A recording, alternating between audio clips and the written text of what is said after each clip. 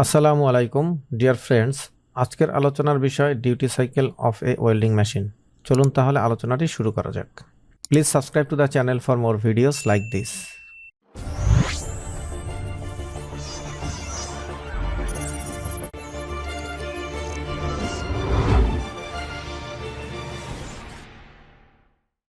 First of all আমাদেরকে বুঝতে হবে ডিউটি সাইকেল বলতে কি বোঝায়। যারা পিডব্লিউএম সিস্টেম নিয়ে কাজ করেন তারা খুব ভালোভাবে ডিউটি সাইকেল সম্পর্কে অবগত আছেন, তাই আমি সে আলোচনায় যাচ্ছি না।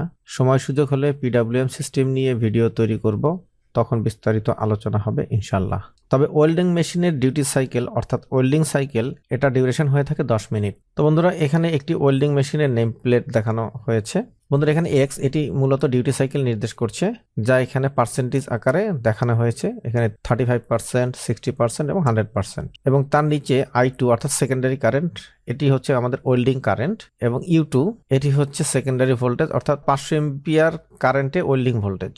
তো এখন এখানে যে ডিউটি সাইকেল 35% লেখা আছে, এ দ্বারা আমরা কি বুঝবো বা এই ইনস্ট্রাকশনটা আমরা কিভাবে ফলো করব। তো চলুন বন্ধুরা, তার জন্য আমরা এই সেকশনটাতে যাই।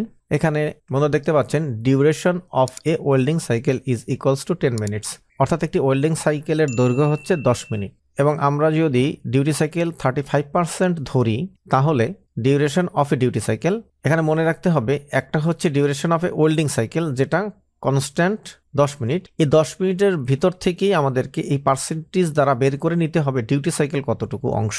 তাহলে আমরা duration of A duty cycle is equals to 10 into 35%, এটাকে ক্যালকুলেশন করলে 3.5 মিনিটস হয়। তাহলে এখন এই ডিউটি সাইকেল দ্বারা আমরা আসলে কি বুঝলাম? আমরা এটা বুঝলাম, যদি এই ওয়েল্ডিং মেশিন দ্বারা আমরা 500 এম্পিয়ারে ওয়েল্ডিং করি, তাহলে আমি একটানা 3.5 মিনিট ওয়েল্ডিং করতে পারবো। তারপরে আবার এই যে রেস্ট টাইম ইজ 10 মাইনাস 3.5, অর্থাৎ আমার টোটাল ডিউরেশন হচ্ছে 10 মিনিট। আমি টানা ওয়েল্ডিং করতে পারবো 3.5 মিনিট।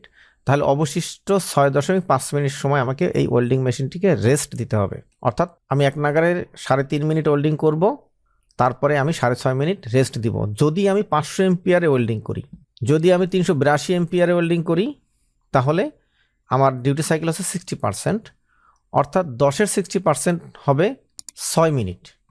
অর্থাৎ আমি যদি ওয়েল্ডিং এম্পিয়ার 382-তে সেট করি, তাহলে আমি টানা 6 মিনিট ওয়েল্ডিং করার পরে 4 মিনিট আমাকে রেস্ট করতে হবে, যদি আমাদের ডিউটি সাইকেলটা 60% হয়। আমি সেই ক্যালকুলেশনটি এখানে দেখাচ্ছি না, জাস্ট বোঝানোর জন্য বলছি। এবং যদি আমরা ওয়েল্ডিং কারেন্ট 296-এ সেট করি, তাহলে তার ডিউটি সাইকেল হচ্ছে 100%। অর্থাৎ আমার যে 10 মিনিট ওয়েল্ডিং সাইকেল আছে বা ওয়েল্ডিং ডিউরেশন যে 10 মিনিট আছে, এই 10 মিনিটের পুরো সময়টা জুড়ে আমি ওয়েল্ডিং করতে পারবো। অর্থাৎ এই ওয়েল্ডিং এম্পিয়ারে আমি টানা ওয়েল্ডিং করতে পারবো, তার জন্য আমার মেশিনকে রেস্ট দিতে হবে না। মূলত এটুকুই ছিল ডিউটি সাইকেল বোঝানোর বিষয় বা বোঝার বিষয়। তবে এখানে একটি বিষয় বলে রাখা উচিত যে এই ওয়েল্ডিং মেশিনের জন্য 500 এম্পিয়ারের ডিউটি সাইকেল 35%, কিন্তু অন্য মেশিনের ক্ষেত্রে সেটা ভিন্ন হতেই পারে। অর্থাৎ ওয়েল্ডিং মেশিনের ক্যাপাসিটির উপরে এই এম্পিয়ারটি নির্ভর করছে।